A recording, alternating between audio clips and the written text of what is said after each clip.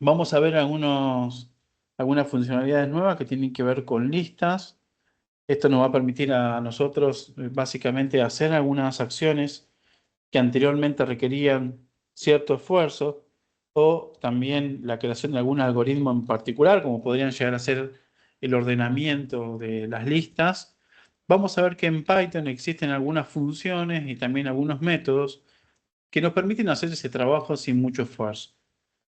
Esto implica que a partir de ahora, cuando ustedes necesiten utilizar, por ejemplo, el ordenamiento de una lista, no sea necesario que escriban alguno de los algoritmos que estuvieron viendo en la materia anterior, como burbuja, inserción, selección, etcétera, sino que simplemente llamando a la función o llamando al método, ya lo resuelven directamente. Así que en ese sentido vamos a ver algunas funciones que nos van a simplificar la vida y otra, una alternativa de hacer el mismo trabajo que estábamos haciendo antes o conocer algunas funcionalidades un poco más específicas y nuevas. De eso se trata al menos la primera parte de la clase, así que sin más preámbulo vamos a ir arrancando. Y lo primero que vamos a ver es una manera de copiar el contenido de una lista a la otra. La manera tradicional que teníamos de hacer el volcado del contenido de una lista a la otra es por medio del recorrido de la lista original, crear una lista vacía que va a ser el destino, recorrer cada uno de los elementos e ir agregándolo a la segunda lista o a la nueva lista que nosotros estamos creando como copia. Bueno, eso ya no es necesario, no sería necesario hacerlo porque mediante el uso del método copy, partiendo de una lista original, voy a poder asignar todo su contenido a la segunda lista. Esto es importante saber reconocerlo. Acá también les quiero comentar y mencionar de qué se trata la función ID. Después les voy a subir un material como complemento para que lo puedan hacer doble clic o ponerle la lupa si les interesa. Pero en principio, recuerden que cuando nosotros tenemos una lista y hacemos una asignación de la segunda lista a la lista original, el problema que tenemos es que si modificamos alguna de las listas, afecta también en la otra. Eso quiere decir que quedan, de cierta manera, la variable de una lista apuntando a la otra. Quedan como hermanadas. Voy a pasar al código, pero les quiero mostrar esto por las dudas. No recuerdo si lo habíamos repasado en las primeras clases. Vamos a tener tres valores, por ejemplo. 1, 2 y 3. Vamos a tener la lista copia, que va a ser igual que lista. Si yo hago un print de lista y hago un print de la lista copia, vamos a observar que tienen el mismo contenido. En este punto, el contenido de lo que veo es lo mismo. Pero ¿qué pasa? Fíjense que si yo modifico lista copia, le agrego un dato, vamos a ponerle el valor 4.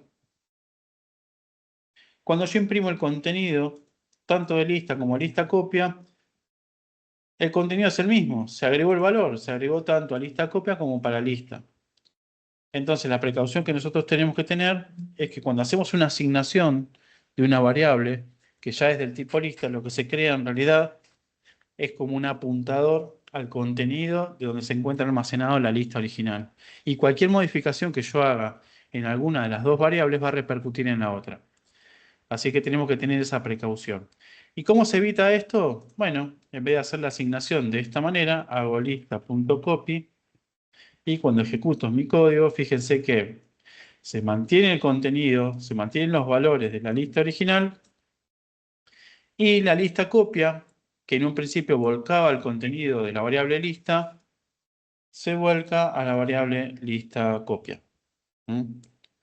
Si yo hago lista.append y le pongo el valor 5, vamos a ver que no afecta a la otra, con lo cual estamos en lo correcto. ¿De acuerdo? ¿Me siguieron hasta acá? ¿Alguna duda, alguna inquietud? Todo bien, profe, sí. Bien. Después le voy a subir ese material de la función ID, pero básicamente lo que hace es devolvernos la posición en memoria en donde se encuentra almacenada esa variable. Es este número grande, este choclo. El ID es el identificador único que tiene cada una de las variables. Cuando yo hago cuando utilizo el método copy, que lo hago de esta manera, fíjese que los identificadores son distintos. Sin embargo, si yo lo hago de esta manera, los identificadores son iguales. Y ahí es donde radica, donde tenemos la diferencia fundamental. En una estamos apuntando hacia el mismo lugar, hacia el mismo identificador, y en la otra volcamos el contenido directamente y no tenemos esa problemática que si modificamos una de las listas, también va a afectar a la otra. Bueno, el primer método, como verán, bastante poderoso también y también eficiente porque ajeno a esta problemática que tenemos con respecto a la asignación y a la modificación de los valores que nosotros podríamos llegar a tener en una lista, no tenemos que construir un algoritmo que haga un recorrido de la lista completa. Acá tenemos pocos datos, son 4 elementos nada más. Pero imagínense si teníamos 1.000.000 de datos, 1.000.000 de elementos adentro de una lista, si teníamos que crear la copia haciendo un for, una iteración y agregando el elemento a la otra variable, iba a ser mucho menos eficiente. Esto lo hace de forma instantánea. Y como les mencionaba anteriormente, también vamos a tener la posibilidad de hacer el ordenamiento de una lista. Pero si nosotros utilizamos el método sort, lo que va a ocurrir es que me va a tomar el contenido de la lista y la va a ordenar de forma ascendente.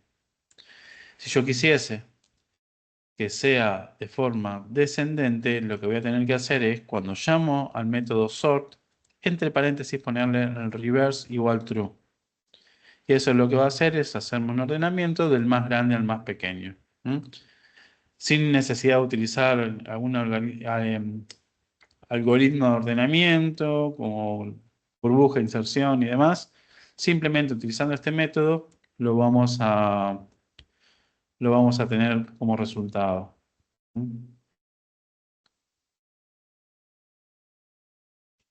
Bueno,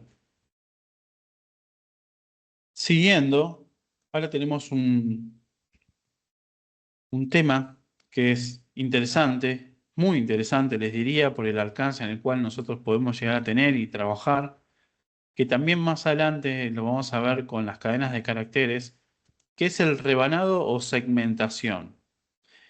¿Qué implica esto? Hasta el momento, la forma en la cual nosotros recuperábamos información de una lista era por medio de un índice. ¿Mm? Ese índice me decía cuál es el elemento que yo quiero recuperar. Bueno, con la segmentación de listas, conocido como rebanado o slicing, de acuerdo a cómo vean el material en el cual están absorbiendo el tema, se van a encontrar que a priori tenemos dos posiciones de elemento. ¿Mm? ¿Qué me dice esto? Bueno, que voy a recuperar más de un elemento de una lista. De hecho, el resultado que voy a obtener de esa segmentación va a ser una sublista o una nueva lista que esté comprendida desde esa posición hasta la siguiente posición que yo le estoy indicando. Hay algunas salvedades, hay unas cuestiones que tenemos que tener en cuenta. Ahora vamos a ver unos ejemplos para aterrizar el concepto, pero a priori de eso se trata. De una lista voy a poder obtener una nueva lista llamada sublista o rebanada de la lista que va a contener la información que yo le haya especificado con un desde y un hasta. Y acá en la parte izquierda, si me siguen, tenemos algunos casos de usos en particular en el cual nosotros podemos aplicar. El primero y más típico de todos es que le podemos indicar dentro de los corchetes desde qué posición queremos arrancar hasta qué posición vamos a ir. Y ahora vamos a ir analizando algunos de estos casos. También podemos utilizar los índices negativos, que por lo general no es lo más utilizado, pero hay un caso puntual específico que lo vamos a ver hacia el final, que sí nos va a ser de muchísima utilidad. Formas de usarlo entonces. Nombre de la variable, corchete. ¿Desde qué posición voy a recuperar? 2 puntos. ¿Hasta dónde voy a llegar? ¿Mm? En este caso en particular, dice de la posición 1 hasta la posición 5. ¿Qué tengo en la posición 1? La L. ¿Qué tengo en la posición 5? La R. Pero, y acá es donde tenemos una de las salvedades que tenemos que tener en cuenta, la recuperación, así como lo teníamos en el range, el hasta, va a ir hasta un elemento anterior. Si acá yo le estoy poniendo 5, va a recuperar hasta el 4 inclusive. Si yo le pongo el 3, va a recuperar hasta el anterior inclusive. ¿Mm? Los parámetros de inicio y de fin pueden ser optativos. Esto quiere decir que lo podemos poner o no. Si no ponemos nada en el desde, implica que voy a recuperar desde el principio. Y si no ponemos nada en el final, indica que voy a recuperar hasta el final. Me voy a posicionar en una de los elementos, que en este caso estoy diciendo, por ejemplo, el elemento 3, que es la B corta, y hasta el final, recupérame todo. ¿Mm? Entonces, toma los 3 elementos que están a continuación, siempre partiendo de izquierda a derecha cuando tenemos la numeración que está positiva. A tener en cuenta, si no le ponemos absolutamente nada, me recupera la lista completa. Y acá tenemos otra forma, otra manera, en la cual nosotros podríamos llegar a generar la copia de una lista.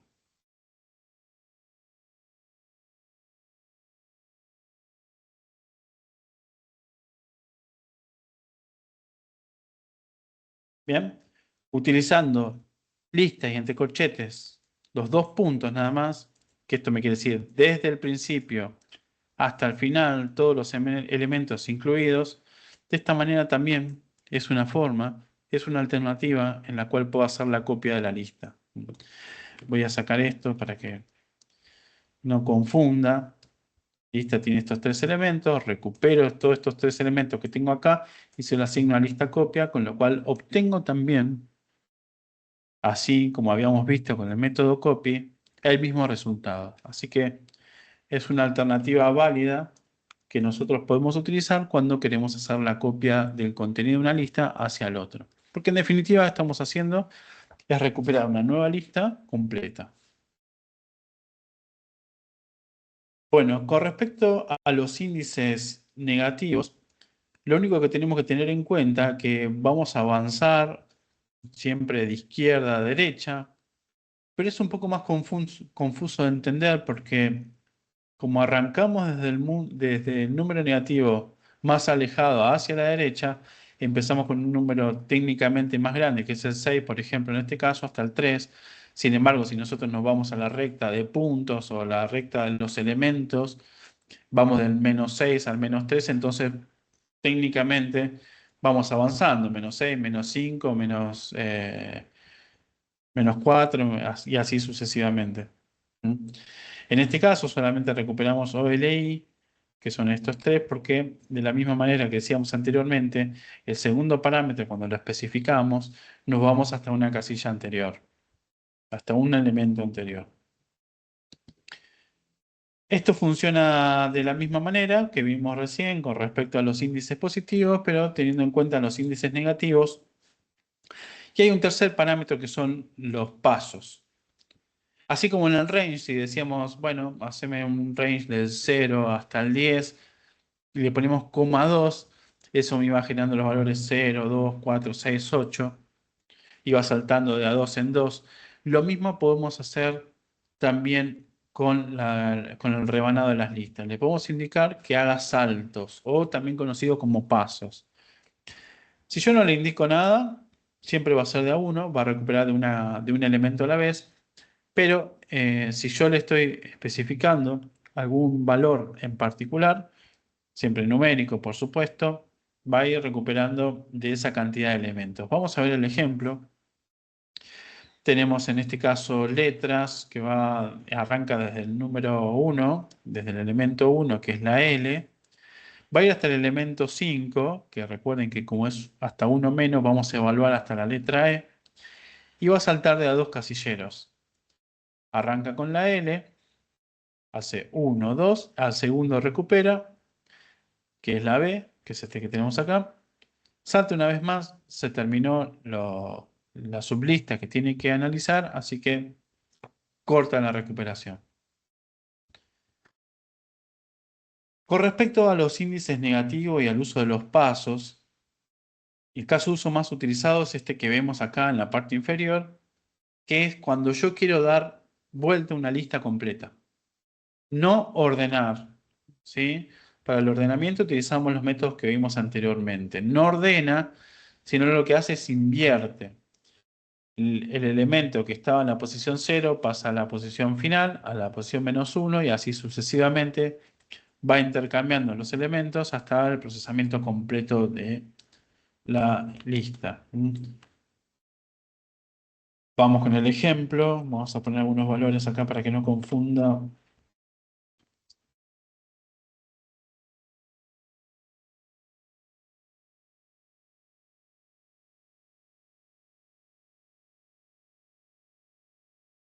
Y ahí tenemos el resultado. Nada, 2 puntos. Nada, 2 puntos. -1. Me toma la lista completa y la invierte. ¿Cuál es el resultado? Arranco de atrás para adelante. 0, 1, 3, 6, 3, 2, 1. ¿Me van siguiendo? Sí, profe. Sí, sí. Sí. El uso de segmentación de listas es algo muy propio de Python. No se halla en otros lenguajes de programación. Y es una herramienta que es realmente muy poderosa. Bueno, acá tenemos algunos ejemplos más, algunos otros casos de uso también con respecto a la segmentación de las listas o esto que se conoce también como slicing o rebanado. Bueno, invertir el contenido. Y ahora vamos a ver el método insert. La diferencia fundamental que nosotros tenemos con respecto al agregado de un elemento, que lo hacemos de forma tradicional, como hicimos en el ejemplo hace unos minutos con el append, es que cuando agregamos un elemento, ¿dónde termina ese elemento? ¿En qué posición?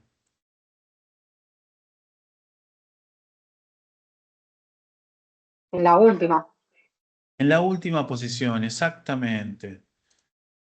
Sin embargo, hay muchas veces que nosotros queremos insertar el elemento en una posición específica. Y para eso podemos utilizar el método insert. Insert le vamos a especificar como parámetros dos valores. El primero es la posición, en qué posición yo quiero que se agregue el elemento. Y el segundo, qué elemento quiero agregar en esa posición. En este caso, una cadena de caracteres, la letra E. Entonces, en la posición 2 se va a hacer un hueco. El que estaba en la posición 2 pasa a la posición 3 y así sucesivamente. Hay un reordenamiento de las posiciones y se agrega el valor. Si yo lo quiero agregar al final, que sería lo mismo que hacer un append, lo que tendría que hacer es hacer un insert, pasarle como parámetro la longitud, el tamaño de la lista, porque en definitiva es el último elemento donde yo quiero agregarlo, y la letra, o en este caso el elemento que yo quiero agregar, el valor correspondiente. Si lo quiero hacer en el medio, le pongo el valor. En tanto y en cuanto exista el índice, no va a haber ningún problema. Si lo quiero agregar al principio, utilizo el 0, ni más ni menos que eso.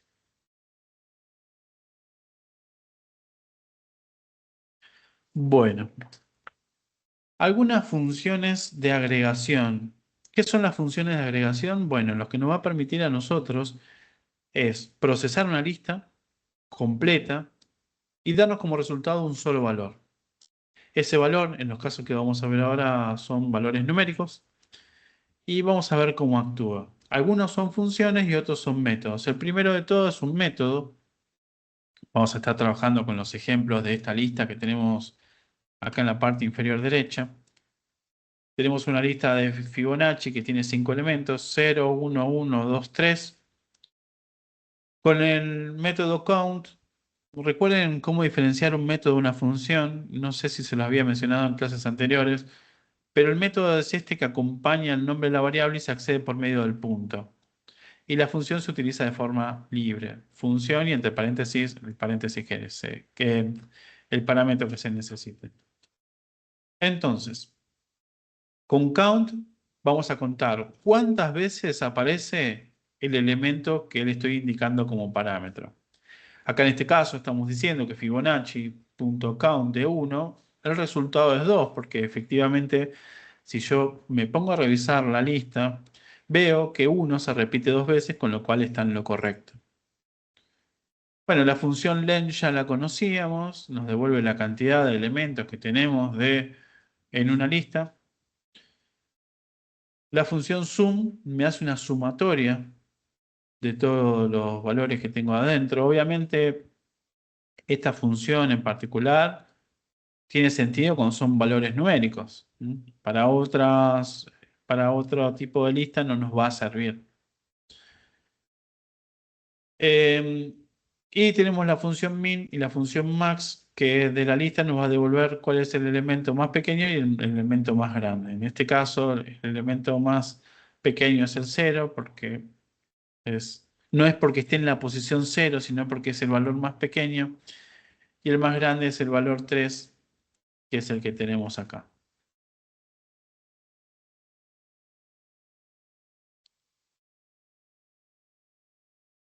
Bueno, el operador in lo habíamos visto, lo habíamos repasado en clases anteriores. Creo que en la primera clase vimos si lo utilizamos en un condicional, podíamos comprobar si un elemento se encuentra o no se encuentra dentro de una lista. Y también el mismo operador nos va a servir a nosotros como para hacer un recorrido de la lista. Si nosotros queremos hacer un recorrido completo de la lista, habitualmente lo hacemos de esta forma: for i in range de 0 al end de lista, 2 puntos, y acá hacemos lo que tengamos que hacer. Sin embargo, hay una forma más resumida, más abreviada, que es esta manera de escribirlo, que de hecho, salvo que se indique lo contrario, a partir de ahora los ejercicios que vamos a resolver, si tenemos que recorrer una lista completa, les sugiero que lo hagamos de esta manera porque es una forma muy clara de hacerlo. Inicialmente porque no es necesario el uso de índices. Y segundo, que vamos a ir depositando cada uno de los elementos que están en la lista dentro de esta variable. Y a medida que vamos recorriendo, esa variable se hace mucho, o mejor dicho, nuestro código se hace mucho más entendible de qué es lo que está ocurriendo ahí. ¿Mm? Acá estoy diciendo for número in lista, con lo cual cada valor que tengo dentro de la lista se va a depositar en la variable número. Y después cuando yo quiero operar con esa variable, como sé que es un número, queda como mucho más sencillo y mucho más legible el código. Vamos a hacer un ejemplo de este que nosotros tenemos acá. La forma tradicional, for i in range de 0 al end de lista. Y acá hacemos el print de la lista en la posición i. Esto es el patrón que conocimos, que funciona, que no hay problema en utilizarlo, de hecho, pero tenemos una equivalencia y esa equivalencia nos permite a nosotros una escritura mucho más clara y mucho más sencilla. Esto mismo lo escribimos de esta forma: for número in lista print número. Cada elemento que voy recorriendo que se encuentra dentro de la lista se va a depositar en esta variable y adentro del for voy a poder operar con la misma. ¿Mm? Puedo hacer lo que quiera con esta variable en particular. ¿Me pudieron seguir con este caso, con este ejemplo? Sí, sí. Sí, profe.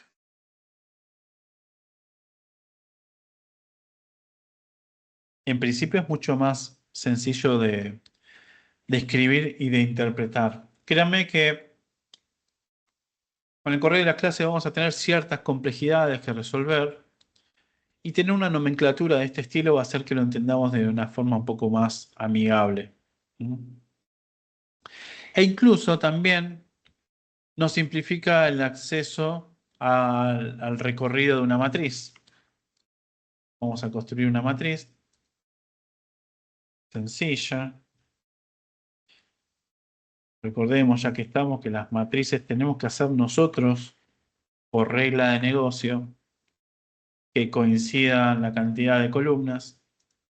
Y ya que estamos a poner el nombre matriz, así no es una lista como tal. Y acá le pongo fila y matriz print fila. Y van a ver que en cada uno de los recorridos estoy imprimiendo los distintos elementos que tengo dentro de la lista, que en definitiva conceptualmente para nosotros es una matriz. Y una vez que yo obtengo estas listas que están depositadas en la variable fila, también las puedo recorrer. Entonces, ¿qué hago? Por columna y fila. Y acá simplemente lo que tengo que imprimir es la columna. Y ahí tengo todos los elementos. La forma tradicional es la forma tradicional, nos va a funcionar también. Depende del caso de uso, lo que tengamos que hacer, nos conviene más una o nos conviene más la otra, pero en principio sepamos que de esta manera también es un poco más amigable el recorrido. Y no solo para las listas, sino como vemos acá también para las matrices lo simplifica.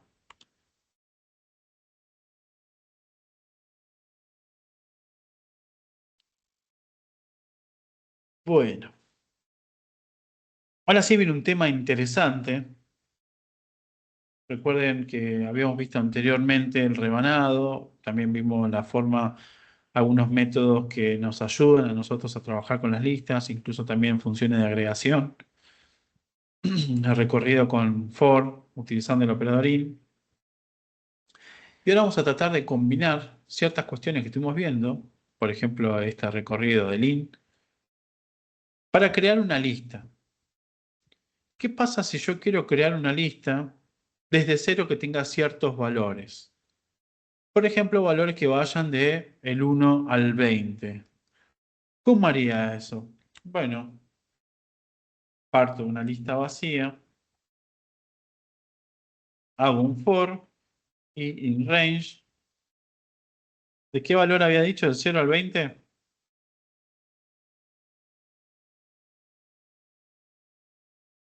Lista.append. Me gusta que me sigan, que me respondan que sí, que me den un pulgar arriba en el chat.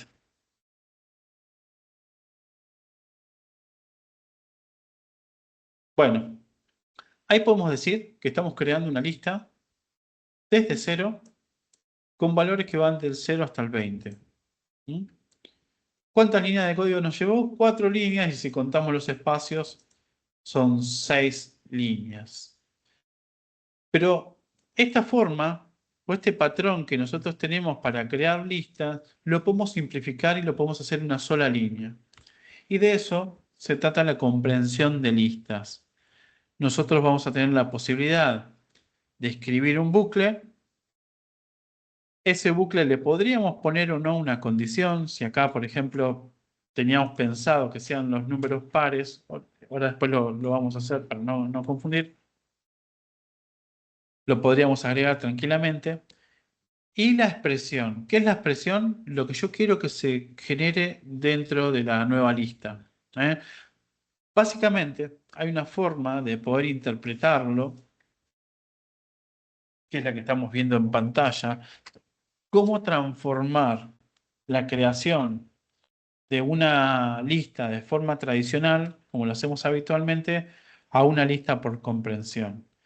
Y acá también aparecen los patrones que yo les menciono habitualmente. Dijimos que teníamos una expresión y teníamos un bucle for y una condición en caso de que sea necesaria. En la creación de esta lista, que son valores del 1 al 100, tenemos el for, tenemos la expresión, lo único que no tenemos es una condición porque no ameritó. Entonces la obviamos.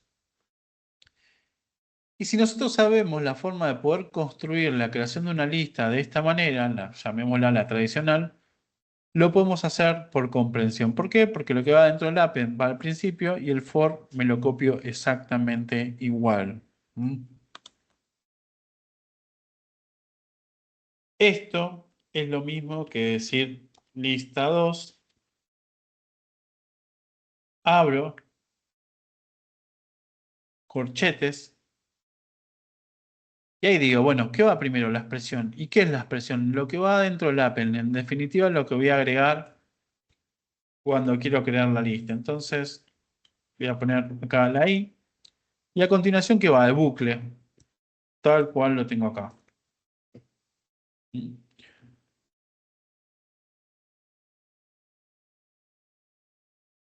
Print listados. Y tengo exactamente el mismo resultado. Fíjense que estamos comprobando. Este es lista.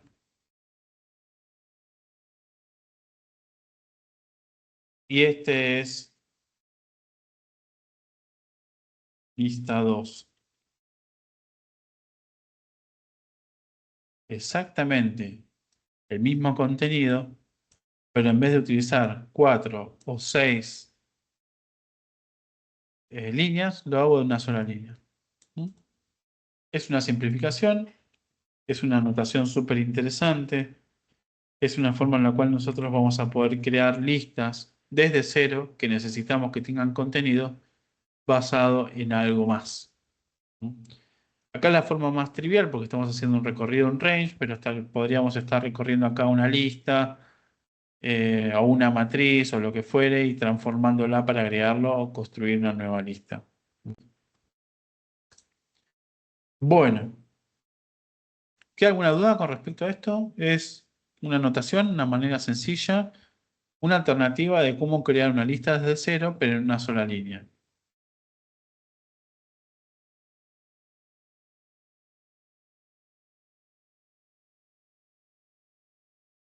No sé si el que calla otorga, si se me cayó en la conexión. Ahí vi un pulgar, ahí vi un pulgar. Bueno, Todo claro, profe. bien, bien. Buenísimo. Ese es el feedback que estoy necesitando, que me acompañen y que me digan que sí, que no, que más o menos. Bueno, no necesariamente tenemos que utilizar un range, por ejemplo, la iteración la podemos hacer sobre una lista, como es en este ejemplo. Partimos de una lista original, tenemos una lista que tenemos que crear, la lista de cuadrados. Entonces, cada uno de los elementos de esa lista, lo que tenemos que hacer es elevarlo al cuadrado, que recuerden que la operación para hacer un exponente es 2 veces el asterisco, por eso es asterisco, asterisco 2. Y por cada uno de estos elementos de la lista, cuando vamos a agregar la expresión, le aplicamos el cálculo también. Y bueno, acá tenemos el ejemplo, pero vamos a verlo directamente en el código. ¿Qué pasa si yo quería solamente los valores que son pares? Entonces, dentro del for lo que tenía que hacer es decir, bueno, si i porcentual 2, el resto de una división por 2 es igual que 0, entonces lo agrego. Voy a ejecutar mi código, voy a ver que en la primera lista obviamente me trajo solamente los valores pares, en la otra todavía no lo apliqué, por eso me lo trae completo, pero quería mostrarle la diferenciación. Y lo único que tenemos que hacer en este caso es tomar la condición que nosotros queremos que tenga la lista, la agregamos hacia el final y sale funcionando. Fíjense qué mágico que es Python, que podemos hacer cosas similares a estas. ¿Mm? Crear una lista desde cero con valores y a su vez sujetos a una condición. Bueno,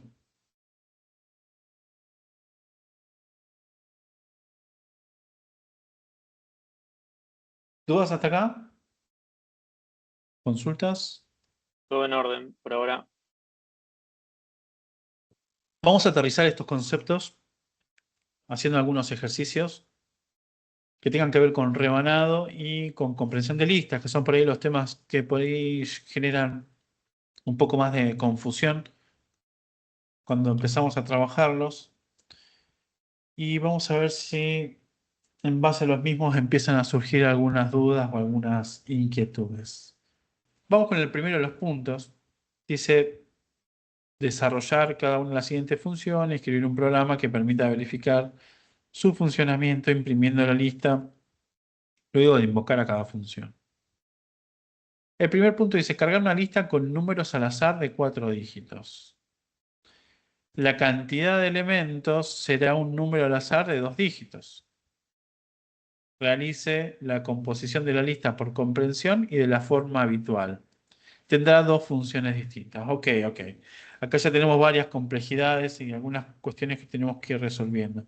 A priori nos piden funciones, pero tal como hicimos la clase pasada, vamos a empezar a trabajar para romper nuestra hoja en blanco y vamos a hacer las pruebas de escritorio habituales y después migramos a funciones, cosa de que no nos encontremos con la complejidad de las funciones desde un principio y se nos empieza a nublar esa hoja en blanco que tenemos que romper. Entonces, primer consigna o inquietud que tengo. Tengo que generar números al azar. Entonces, para eso, ¿qué hacíamos? Import random. Muy bien, excelente. Y ahí está, compañera, te pregunto, si tengo que generar números al azar de 4 dígitos, ¿cómo haríamos eso? ¿Cómo generamos números al azar?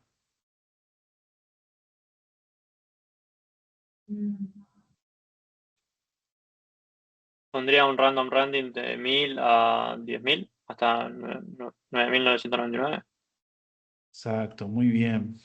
Random.randint, randint, desde, como son, cuando dijimos 4 dígitos, desde el número 1000 hasta el número 9999.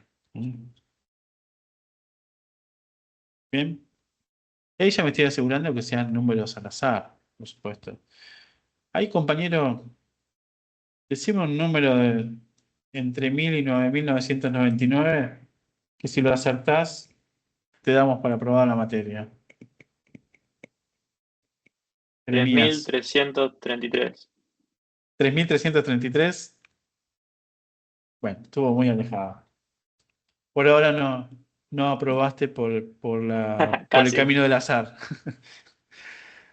Bueno, si sabemos cómo generar entonces un número al azar de 4 dígitos, también vamos a saber hacerlo de 2 dígitos, porque la cantidad de elementos también debe ser un número al azar de 2 dígitos. Entonces, así como hacemos uno de 4, podemos hacer uno de 2, con la misma técnica, básicamente, desde el 10 hasta 99, y ahí tenemos los valores de 2 dígitos. ¿Eh? Bueno, ¿cómo lo hacemos de forma tradicional?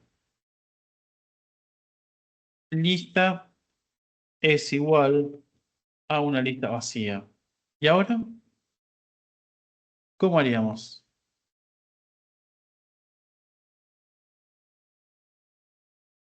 Lista.append y el random random.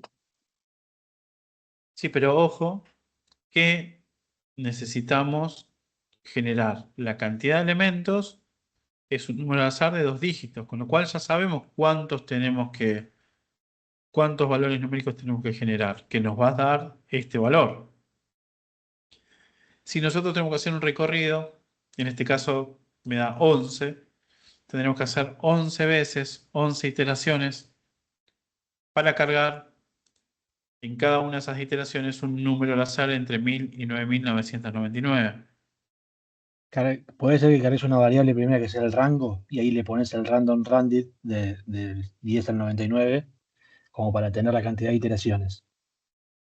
Bueno, pero quizás no hace falta una variable porque en el mismo range, vieron que en el range le decimos desde dónde hasta dónde, arrancamos desde 0 y vamos hasta acá, hasta el número que me diga al azar. Vamos a hacer esa prueba.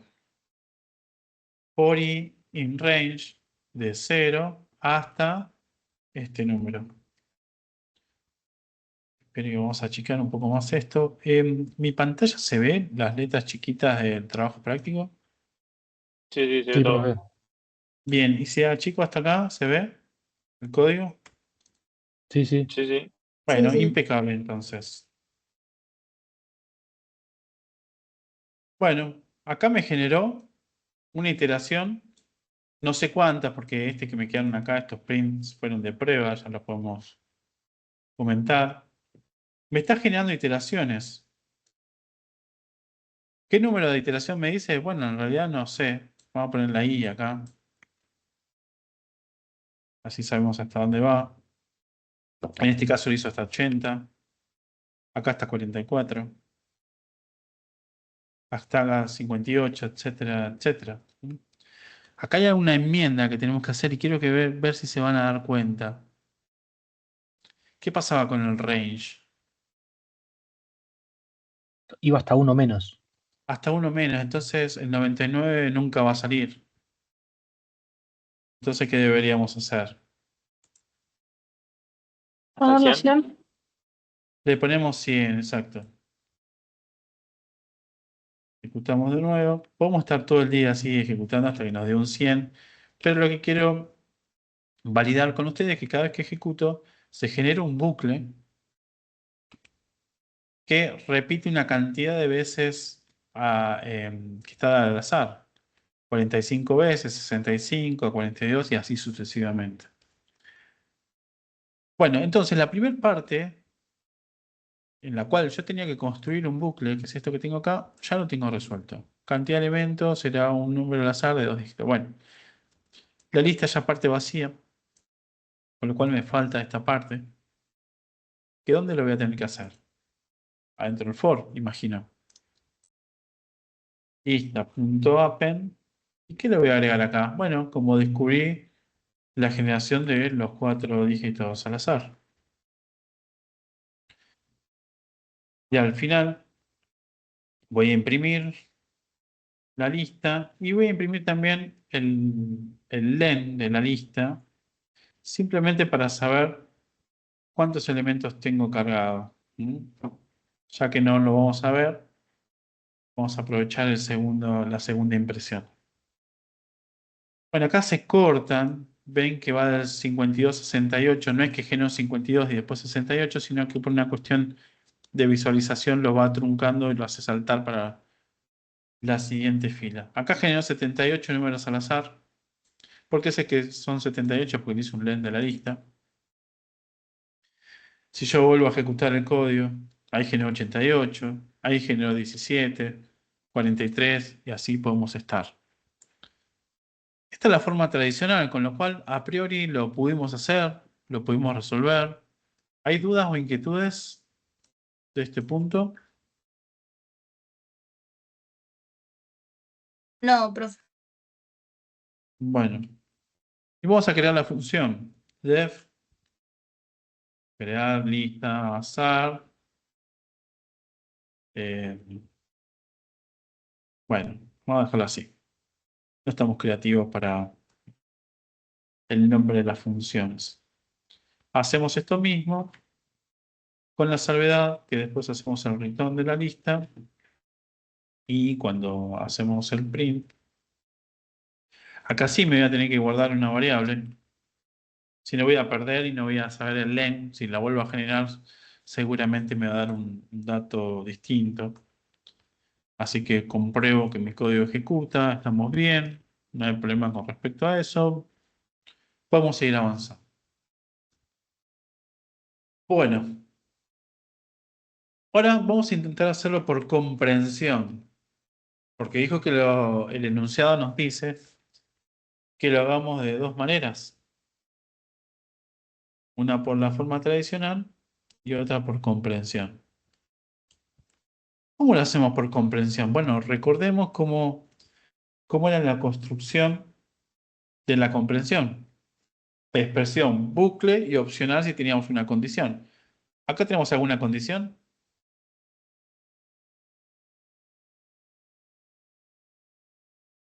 ¿Qué les parece? No hay ninguna. No hay ninguna condición. ¿Cuál es la expresión? Y dijimos que era lo que estaba dentro del append, con lo cual, expresión, el bucle for, y esto tiene que salir andando. Yo presiono F5, no estoy llamando a la función, lo estoy haciendo directamente y como verán, actúa de forma correcta, o al menos de la manera que nosotros esperábamos. Una vez que nos aseguramos que esto está funcionando, hacemos def crear lista azar comprensión y simplemente hacemos un return de esto que tenemos acá. Y como verán, de una forma abreviada y sencilla, nosotros podemos hacer la creación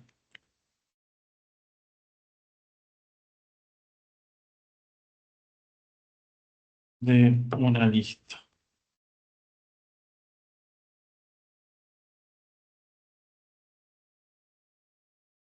¿Vamos? Vamos a hacer el punto D. Recuerden que después tenemos que crear una función, porque así lo pedía el encabezado de los enunciados. Dice determinar si el contenido de una lista es capicúa sin usar listas auxiliares. ¿Cómo sería una lista capicúa? Que los elementos se leen igual de izquierda a derecha que de derecha a izquierda, como sería este caso, 50, 17, 91, 17, 50, y si lo leo al revés tengo el mismo resultado. Lista. Bueno, ¿cómo lo haría de forma tradicional? Me tomo cada uno de los elementos, empiezo a recorrer desde el principio y desde el final y voy comparando los elementos. Si llego hasta el medio y tengo los mismos elementos de un lado y del otro, indica que esto es capicúa. ¿Estamos de acuerdo? Sí, Bien.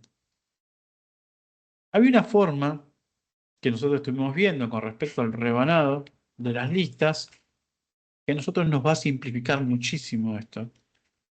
Yo voy a agregar un valor más acá. Ahora la lista no es capicúa, ¿estamos todos de acuerdo? Si lo leo al derecho, de izquierda a derecha, no voy a tener el mismo resultado que leyéndolo de derecha a izquierda, con lo cual esta lista ya deja de ser capicúa. Voy a hacer una impresión de esta lista y también uno de los casos de uso que habíamos visto que es este que tenemos acá. 2 puntos, menos 1, lo que me devuelve es la lista al revés. ¿Sí? No ordenado, ascendente o descendente, al revés, invertida. Bueno, acá tengo un montón de información. ¿Por qué digo que tengo un montón de información? Porque, bueno, si ya tengo la tarea resuelta de tener la lista invertida, ¿cómo sé si es capicúa una lista? ¿Cuando es igual a qué?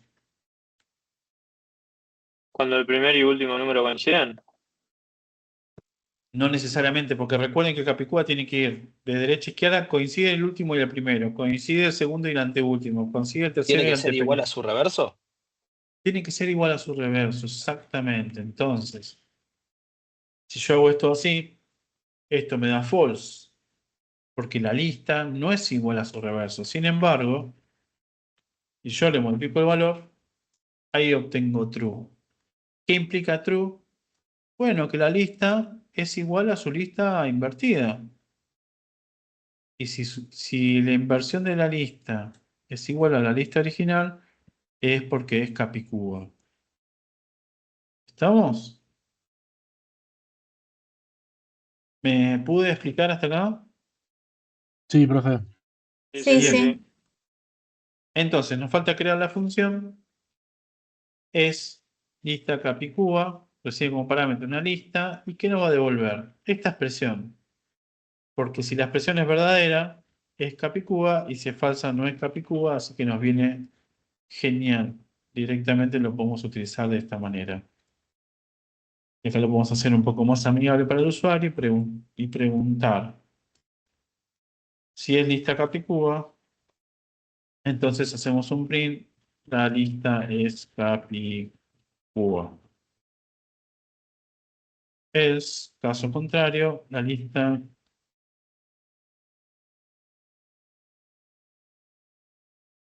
no es capicúa.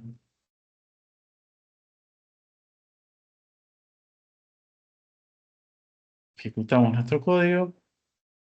La lista es capicúa porque llamamos a la función con esta lista que le pasamos como parámetro.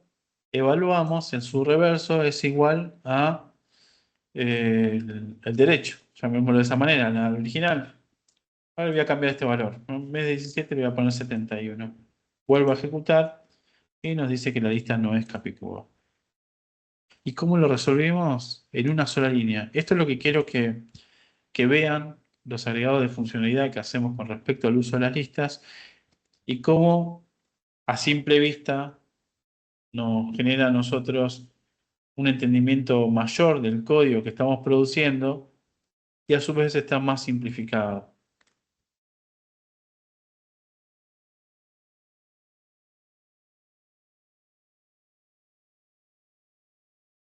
Bueno, a ver, teníamos una por acá.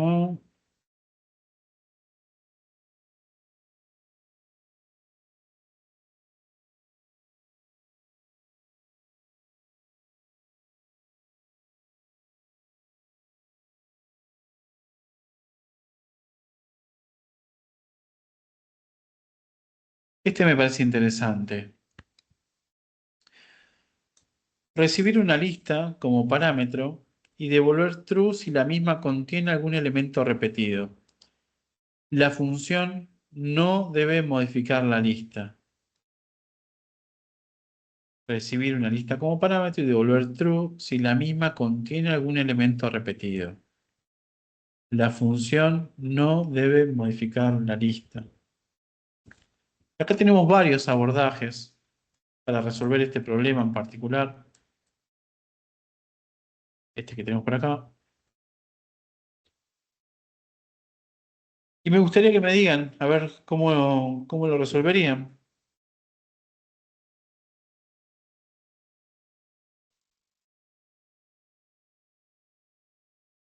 Les doy una pista, no hace falta utilizar ni comprensión ni rebanado, pero sí algunos de los conceptos que vimos en la clase de hoy, hasta el momento.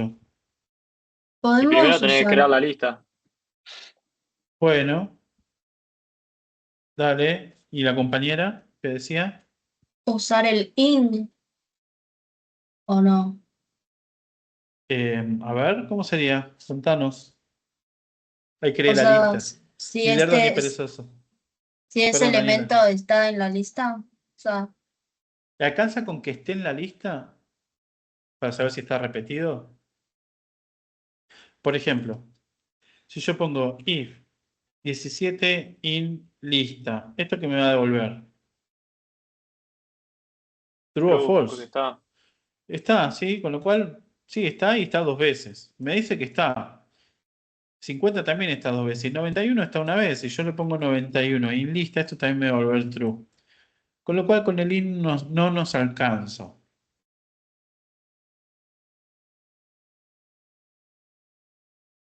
Y si hago un flag y tipo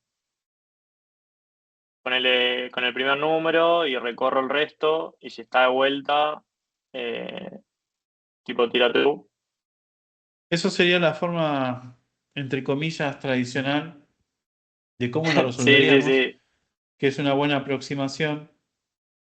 Pero nosotros habíamos visto una función de agregación, o mejor dicho, un método, que lo que hacía era contarnos la cantidad de veces que aparece un elemento. Era el count, un método con, ahí vamos, 17. Ahí me da dos veces. ¿Qué implica que esté dos veces? Que está repetido. ¿El 1 cuántas Sí. veces me da? Cero, no existe. 91 ¿cuántas veces me da? Uno. Ok, tengo un indicio. Yo para saber que no tengo repetidos en una lista, si yo voy recorriendo elemento por elemento, ¿qué me tendría que dar? Siempre te tendría que dar 1. Siempre debería dar 1. Y en caso que no me dé 1 o mayor que 1, indica que tengo duplicado, porque acá la casuística nos ayuda y tenemos 2 para los duplicados, pero podría tener más de 2 veces. Tener 3 en este caso con el 50. Número.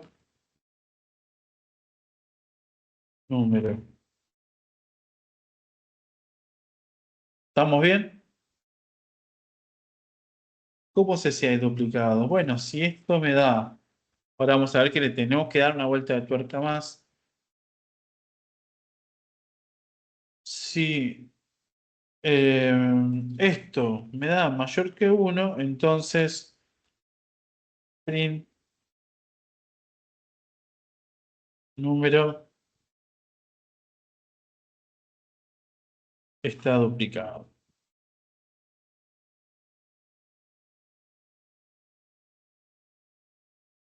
Vamos a sacar este print que ya nos molesta.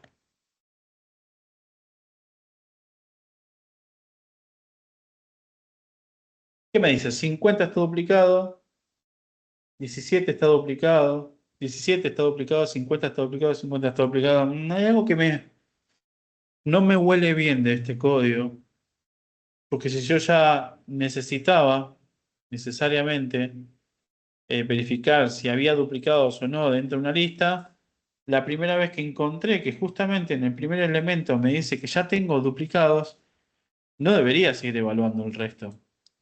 ¿Estamos de acuerdo? No tiene sentido. ¿Por qué no tiene sentido? Y porque seríamos ineficientes. Con que al menos uno cumpla con la condición, es condición suficiente y necesaria para que la función devuelva true. ¿Cómo lo resolveríamos a este asunto?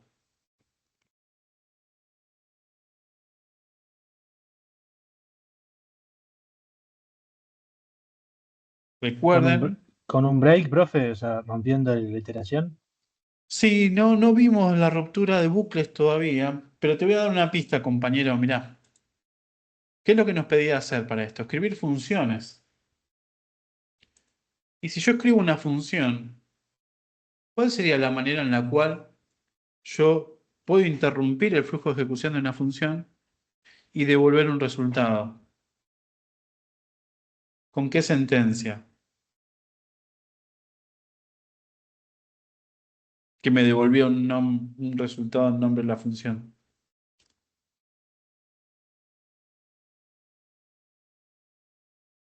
Con el return. ¿Ok?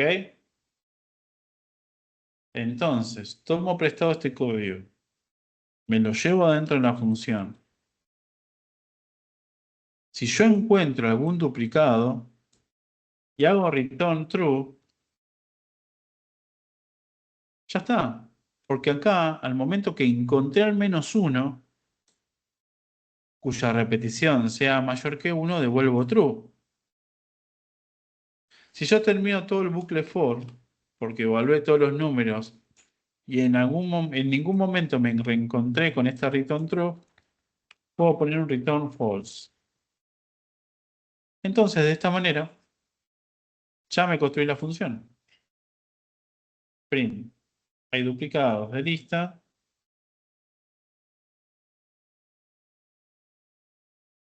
True. Voy a sacar estos valores que tengo acá.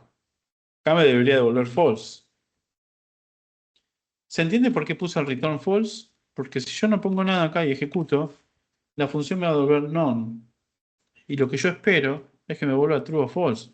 Si hago el recorrido completo de la lista y no encuentro nada, así como está escrito el código ahora, Python siempre devuelve con su nombre, y si no tiene un return, va a devolver un none.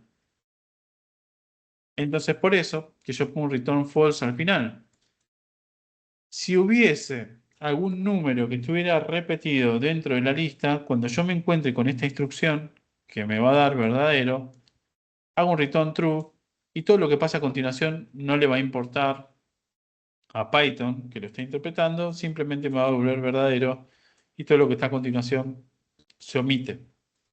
De hecho, en el ejemplo que habíamos visto anteriormente, en la primera iteración, cuando se encontraba con el número 50, automáticamente interrumpía el flujo de ejecución.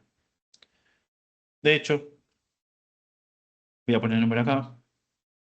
Voy a poner el print de número para que veamos que esto es así. Arranca a evaluar cada uno de los números de la lista. Arranca con el primero, lo evalúa. Esto le da verdadero y devuelve true. Voy a poner el número 91, con lo cual en el tercer ciclo, cuando se encuentra el número 91, debería estar interrumpiéndose. Ejecutamos el código. Evaluamos 50, no hay repetido, 17 no hay repetido, 91 hay repetido, cortamos el flujo de ejecución. Yo podría tener un montón de números a continuación. 1, 2, 3, 6. ¿Sí? Que cuando se encuentre con la primera ocurrencia en la cual halle o encuentre que tiene números duplicados, va a interrumpir la ejecución. Y es esperable y está bien que eso ocurra porque somos más eficientes. No tuvimos que recorrer toda la lista completa, a menos que no tengamos ningún duplicado, que cuando eso ocurre, la función me va a terminar devolviendo un false.